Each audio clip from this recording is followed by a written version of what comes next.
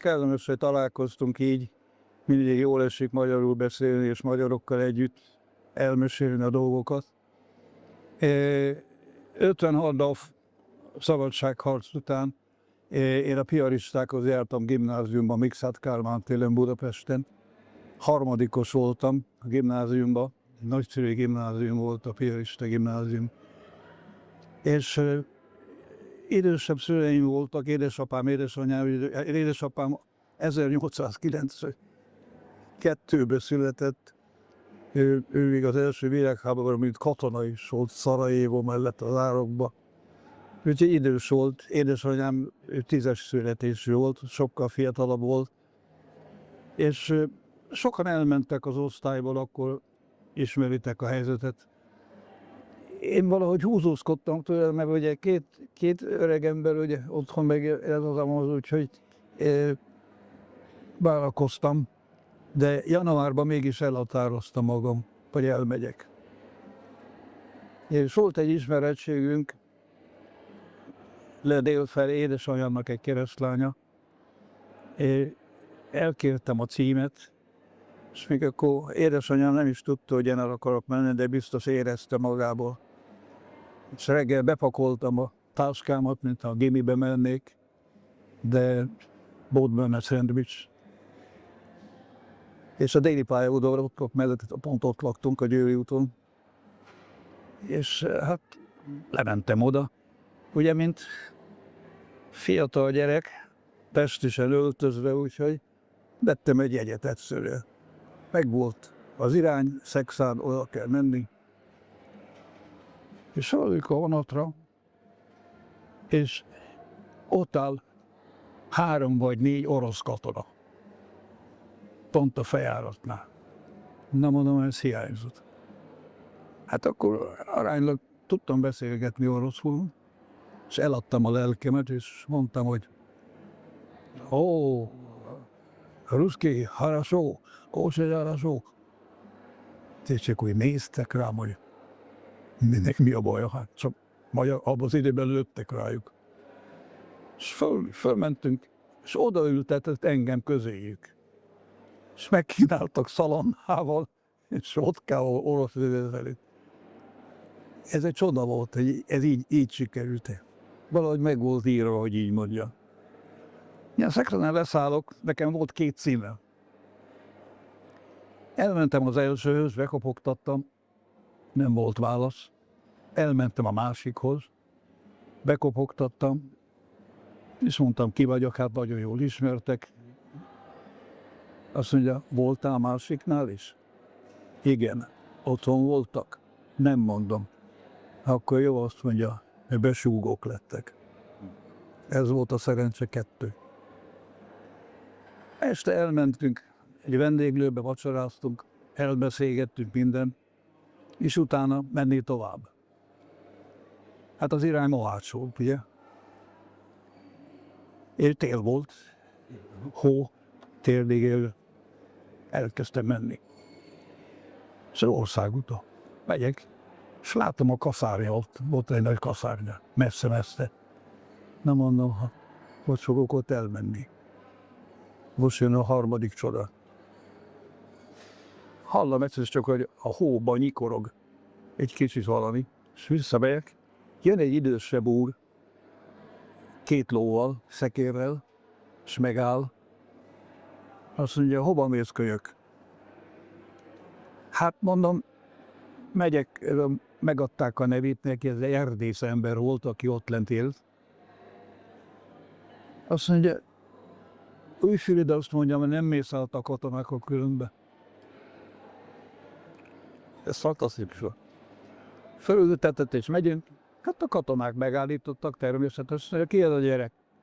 Hát nem, mert unokatestvéremnek a fia, azt mondja, jó van, azt mondja, menjetek. Ez valahogy meg volt tervezve. Valaki megtervezte valahol. Mennyi idős voltál ekkor? Hát akkor lett, én már 17 lettem volna, amikor januárban átmentem a határon. És megkerestünk az erdészt. Hát őt már jelezték minden, úgyhogy fogadott, azt mondja, Jó van, azt mondja, hogy éjjel megszállhatsz, azt mondja, de utána holnap menni kell, mert különben be kell a jelenselek. Na jó van, tessék elmesélni merem, hogy megyek.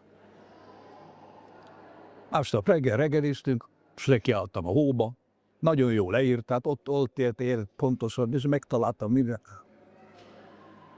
És fölérek az országútra, én Kölkedné mentem át, ott van már az Mohács mellett.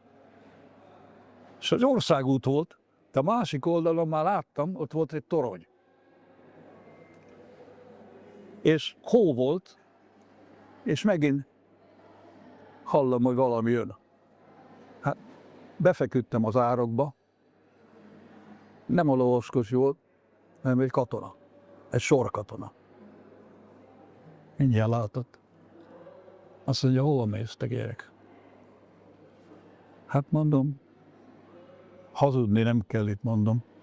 Kanadában van lehetőségem kivenni.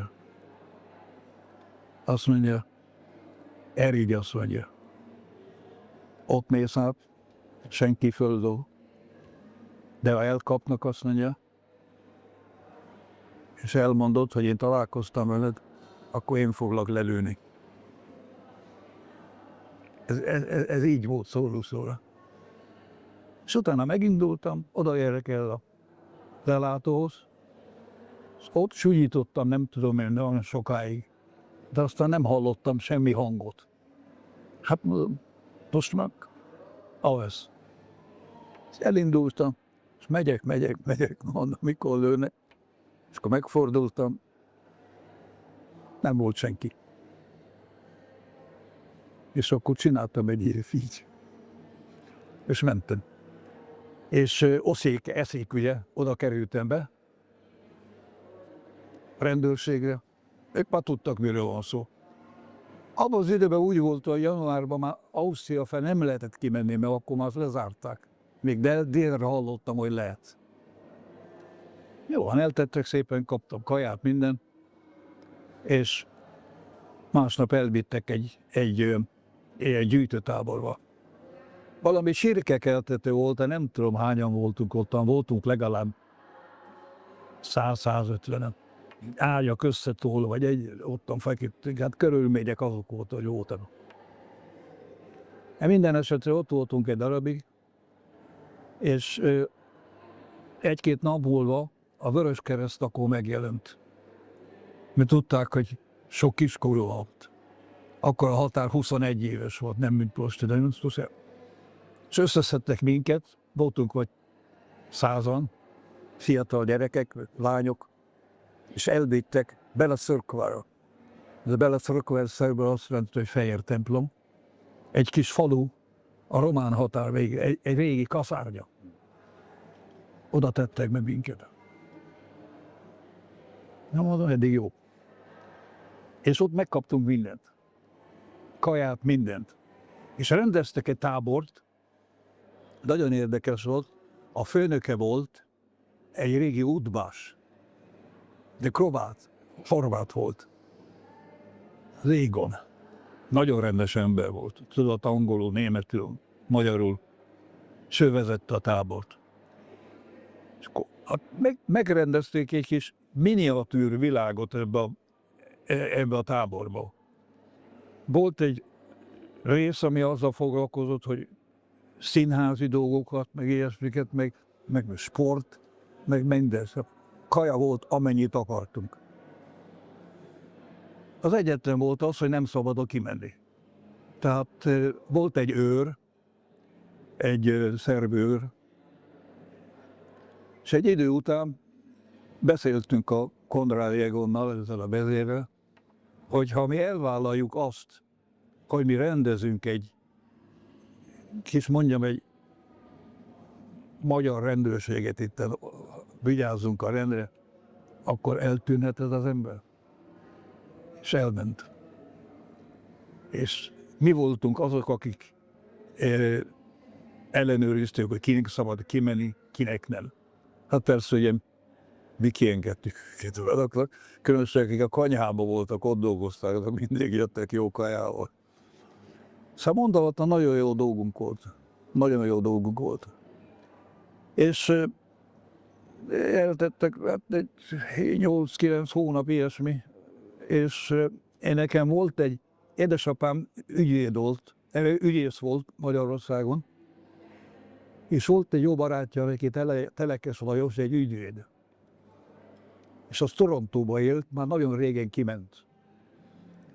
Ő küldött egy bizonyíték arra, hogy ő engem elvállal egy évre, minden kiadással, hogyha bejöhetek. Hát azt mondom. De ugyanakkor megkövetelték a jugoszlávok, hogy nekünk írni kellett a szüleinknek, hogy beleegyeznek abba, hogy elmehetünk. Hát én írtam egy levelet, jött egy válasz, igen. Tehát ott voltam, mehetek. Na mondom, Kanada, hát. És mi történik? Kanada pont akkor lezárta a kótot. Na mondom, most mi lesz?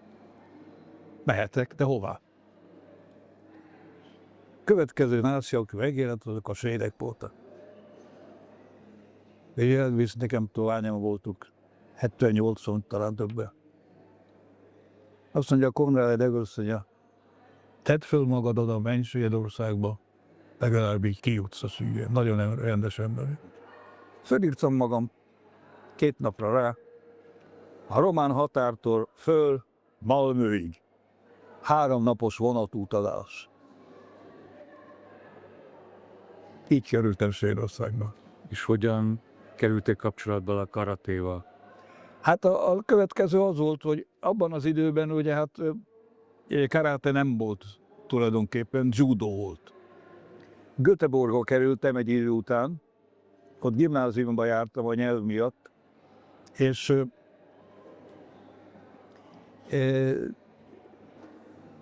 valamivel kellett foglalkozni. Én a pianistákra mondtam, ott jártam gimnáziumba, hát nekünk volt egy nagyszerű kosárlabda csapatunk.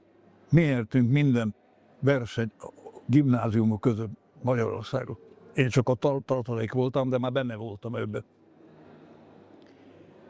És hát akkor elkezdek, de aztán elmentem, akkor még abban az időben a kosárlabda nagyon alacsony szinten volt Svédországban, és hát mi többet tudtunk már, akik egy pár oda mentünk, de ez nem jó.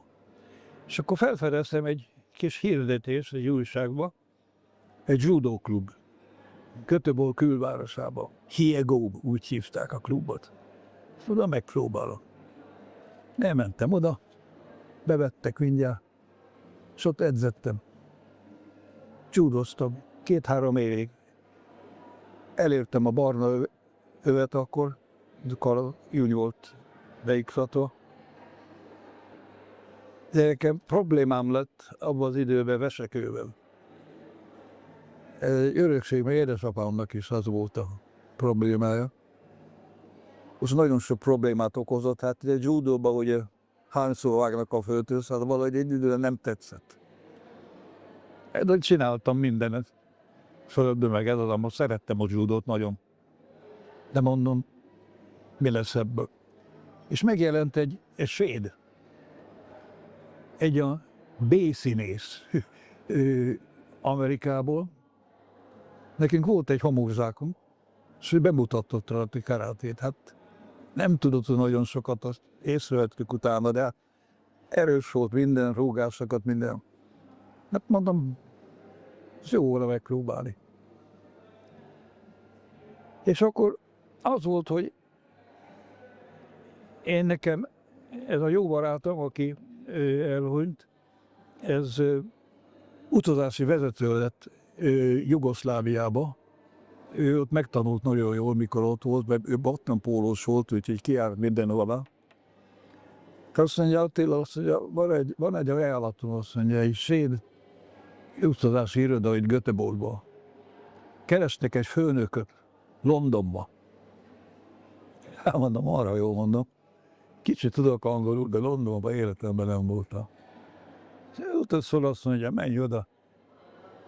Elmentem interjúra, a diszponent meghívott minden, elbeszélgettünk. fél órát. Hát azt angol hallom, egy kicsit jössz, hát mondom, belejövök én abba. Hát, de már volt a Londonban, hogy nem mondok el, hát nem volt életemben. 10 perc múlva megkaptam a választ. Nem mondom, atya úristen, mit csinált. Bejártam a helyi könyvtárnak, minden olvastam, benne volt a fejemben minden, hogy ez hogy néz ki, meg mi van ez az most. És egyszer csak a valóságot volt. Ment az első májusban, repülő Londonba. Egy nagy hotel volt, vettem, 800 szobás nagy hotel volt. És hát ugye, bemutatkoztunk minden, és aki főnök volt ott, annak valami baja volt a szívével, hogy neki abba kellett hagyni az egészet, és ezért kerestek egy újat. És egyszer csak meg én lettem a főnök. Na mondjam. Hát aztán mivel azt mondja, már elkezdjük, hogy mindjárt azt mondja, holnap azt mondja, itt van 50 utas, mondja, le kell vinni őket föl alattióval a Piccadilly Circusra. Jó, van, megyünk, mondom, hát pénzt kaptunk, ugye nekem volt egy bankpoltam, sok pénz, amit fizettem mindent, és megindultunk túl a állós, mert lemegyek, eservegyővel jártak.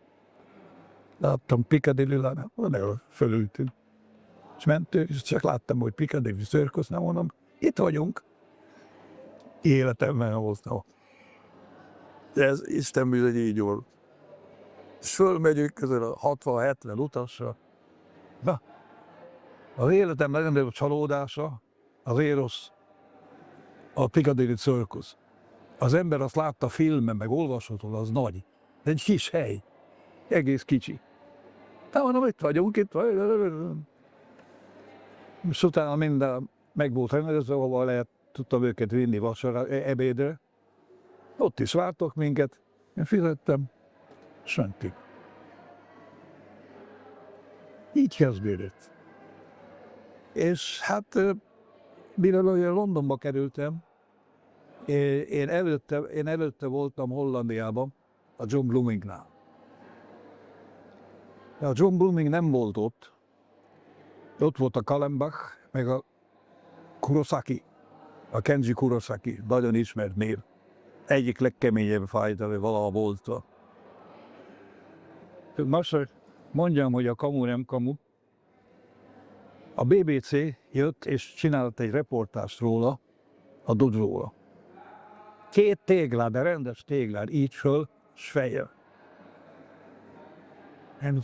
Oda, csum. Elkezdődött. Na mondom, ez van. És hát utána kerestem, hogy ki van ott Londonban, aki hát ugye karatéval foglalkozik, és hát nagyon hamarosan fölmerült a Steve Arnell név, ugye? Akkor már nagy név volt ő, meg a John Blooming volt a nagy Kyokushin név. Mindjárt felkerestem, mindjárt fogadott. Edzettem ott náluk. Hát ott voltam 67-ig. Addig ott hát csináltam a munkámat, ugye, meg ugye ott a karate hozzá minden. És 67-ben mondom, ebből elég. Kemény munka volt ez így utazatvezetőnek lenni, érted? Vacsorák, haverkodni kell utasokkal, minden ez az amaz, úgy meguntam. Visszaadtam a Sörországba, egyszer csak a valóság kinyílt előttem. Már nem nyitottak az ajtót nekem senki, már nem mondtam, hogy ilyen kaját. Pénzem volt. De egyszer csak ez a valóság. És akkor volt 2 lehetőségem, akkor Steve Arnell-től megkaptam az első a Sodánt, az volt az első. Én voltam az első feketővös, mindenféle karátét beleértve Sörországban. És a Göteborgban. És akkor volt 2 lehetőségem. Az egyik az, hogy maradok, és kezdek valamit, mert nem volt karate, vagy megyek tovább Japánba. Mint a Brian Fitkin, meg Collins, meg ezek kimentek. Hát mondom, kipróbálom, és betettem egy kis jegyzetet az újságba. Karate előadás kezdőknek 2 hónapra ennyi és ennyi. Ha kiszállsz, érte nem fizethető vissza pénz, meg az minden. 20 jelentkeztek. Hát mondom. És 15-20%-a kiesett egy pár hét múlva. Kitette még egyet, jött ugyanígy. Pillanatok alatt épült föl, hogy lassacskán lett egy 70-80-90 tagon. Bocsánat. De akkor egy kicsit balra voltam a szempontból, most tulajdonképpen mit csináljuk? Menjek tovább, vagy nem? És akkor engem a Moszottat Szójámmal kinevezett svéd képviselőnek a Kiosinnak, diplomám megvan, és volt az első olyan rendezett világbajnokság Tokióba, nekem volt jegyem oda, meg még 4 tagot versenyzött, és kimentünk. Londonon mentünk keresztül. Abban az időben nem lehetett repülni a szovjeten át, ugye repülővel, hanem Anchorage, és a borzasztó volt azok az útok, meg kemények voltak. És jöttek a srácok előtt minden, és hát megszálltunk valahol, aztán ez nem az. És utána valahogy, nem is tudom, hol a Steve mondta, vagy valami elvittek egy dojóba, ahol edzettek. És a Howard Collins ott voltak, akkor nem tudtam, hogy én nem is hallottam róla. Mindegy, de rendben van, szervusz, minden. Elmentünk Tokióba, és a versenyen a Howard Collins 5. helye. 5. helyre került. És visszamentem Svédországba, és fölhívtam telefonon, mondom, van kedved ide jönni? Van egy klubon közel, 100 taggal, és akkor 2 hajtik. Igen. Átjött, elhoztam a repülőtérről, és attól kezdve 5 éven keresztül így volt, minden nap találkoztunk majdnem. Privát, de karáté, meg minden. És egyszer azt mondja, te Attila, azt mondja, baj van. Hát mondom, mi? Azt mondja, homesick, hogy is mondják azt magyarul, vágyódik haza. Hát mondom, mit akarsz te ezért, hogy Velszbe mondom, Pontibi, mit akarsz te? Én azt csak muszájban lő. Jó van, mondom, megvan a telefonszámom, megváltoz, akkor itt nyitva van az ajtó. Egy hónap múlva telefonál. Még mindig nyitva van? Igen, mondom. Sokkal átjött. Szóval aztán üttük. Az első svéd nyelvű karatekönyvet is te írtad. Az első svéd nyelvű karatekönyvet is te írtad. Ez 69-ben. Én azt hittem később volt ez, de mert ezt dedikáltam egy barátomnak, úgyhogy 69-ben volt. De ez volt az akkor nem volt még, ugye, hát nem egy mestermű, de szerintem azért jó. Illusztrál minden pontosan, minden. Egy jó barátom, egy Kyokushin karátés, Marshall Maldonado, csinálta a képeket, én másoltam őket, kopíroztam őket, megírtam a szöveget, 1 hónap alatt kész voltak el. Egy példány van belőle a Széchenyi könyv. Ez van, Budapest. csak ez van. Csak ez van. Ha valaki elkezdi kutatni a magyarországi karate történetét, akkor az első sorokban találkozik a neveddel, Mészáros. Igen, hát Hogyan kezdődött a magyar történet? hogy kezdődött a magyar Kyokushin? Ez egy hosszú téma.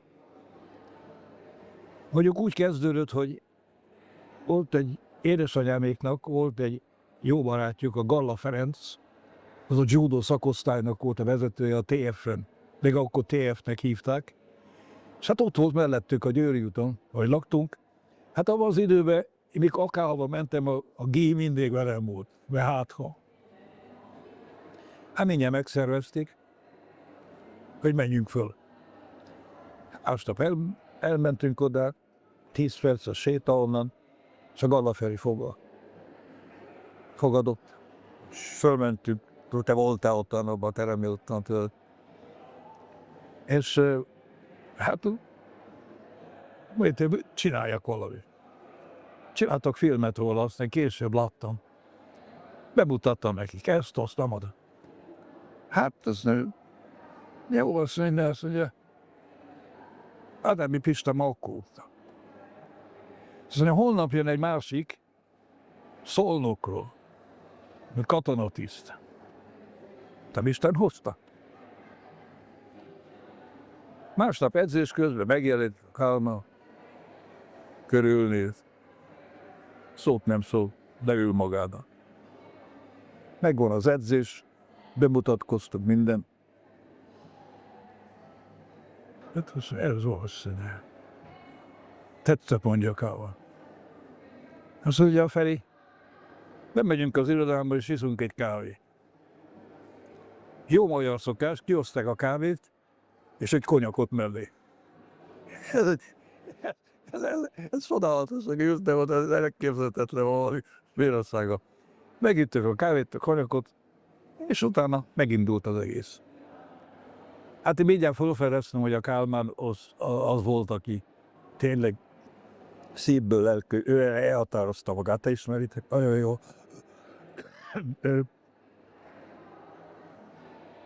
Elhatároz valamit, azt nem lehet megállítani. És akkor kezdtem visszajárni Magyarországra. Tanítottam, versenyeken részt vettem, mint bíró, igazából. És egyszer csak hallottam, hogy megnyílt a faház. A faház vagy egy fogalom. Magyarország még mindig úgy hívják. Szolnokon kívül. Régi öreg épület. Kálmán megkapta azt. Én azt tudom garantálni, hogy Magyarországon nincs egy kerátés, aki ott nem fordul meg legalább egyszer. Akármilyen stílus, mindenki tudja. Hány ezer ember ment át a kezinókra, már találkozóba minden. Megszervezte a klubját.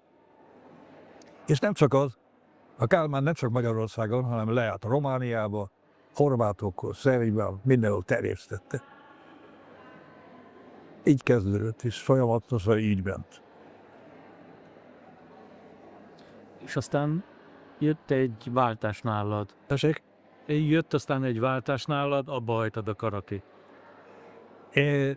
Hát abba hagyni nem hagytam olyan szempontból, de úgy, hogy a váltás az úgy volt, hogy nekem volt egy szakmám. Én optikus, nekem az a szakmám. És ugye valahogy az emberben ez benne van, a sport az minden rendben van. Nagyon sokan a karátésok közül a karátéban maradtak, mert nem csak azért, mert szeretik, hanem hát máshol nem foglalkoztak, ugye? De mondom, én azért megvolt az alapvizsgám, mint optikus, de beérkeztem a felsőre, és elvégeztem egyetemi nívón a optimisztát, kontaktrecsemegését. Szóval úgyhogy ez a váltás, hogy így mondta. De a karate ott volt velem egész végig. Meghívtak Norvégiába, Kopenhágába, Svédországba, mindenféle.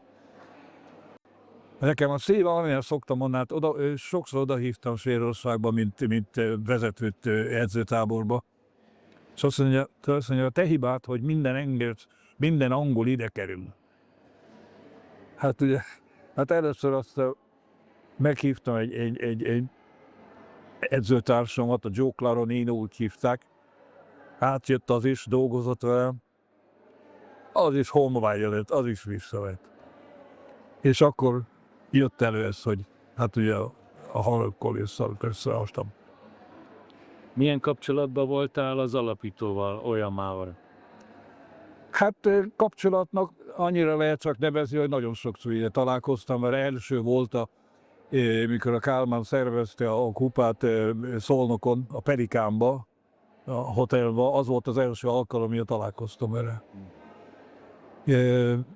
Aztán találkoztam vele természetesen mindenhol, Japánban is, és mindenhol. Kapcsolatnak nem lehet nevezni ilyen szempontból, hát ugye tanítvány volt, hogy így mondja. De ő engem soha nem edzett, engem nem. Ez a Kurosaki, mikor a céglát törte.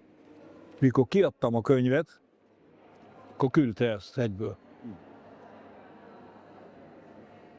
És a könyv fel volt téve.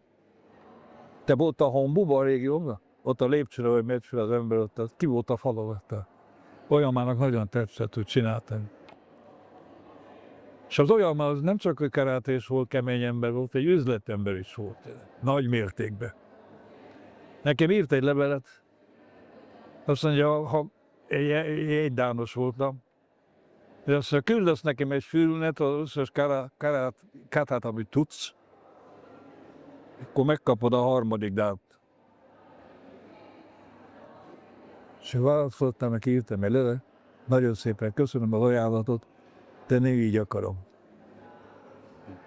Azt hiszem, az egy plusz poén lett az olyan már. Nem is kell belőle semmi. Utána aztán lassan fejlőd. Ha jól tudom, a Svédország az talán egyike azok az országok, ahol a Kyokushin az megmaradt egységes sejt. Igen is, meg nem is. Manapság, hát nekem az volt a célom Göteborgba, hogy megalapítani a Kyokushin, nem csak Göteborgba, hanem Stockholmba is. Ugye? Nekem volt 2 tanítványom, velették a barnövet, minden, mondom, gyerekek, mondom, Göteborg lesz a fővárosa a Kyokushin karatének Svédországban. Mind a 2 gyerek nyitott saját dojót. Oda jártam hozzájuk, fokozatot, meg ilyesmét csináltam. És így fejlődött. Úgyhogy Svédországban Göteborg még mindig így fog maradni. A Kyokushin az a domináns. Hát aztán lassan, ugye Stockholm bejön a képbe az is, ott volt egy srác, Johnny Grimstone, nem tudom, ismered a nevet, Sitorius volt, vagy mi, volt neki egy klubban, vagy 150 edzővel, egy nagy épületet bérelt, ott a súlyemelés, minden. És egy verseny odajön hozzám, azt mondja, mi ki akarom szállni, azt mondja, ember, azt mondja, belépünk a Kyokushinba. Gyertek. Mindjárt kapcsolva jöttünk a Brian Fitkinnel, az oda került. Szóval a Shotokan viszont, hogy Svédországa tekintetben mondva, a legnagyobb karáté stílus az a Shotokan. Ez mindenhol így van, már nem. Legalábbis nagyon sok helyen. De jó dolgoznak, szóval hát ott Lundban van egy klubok voltam ottan.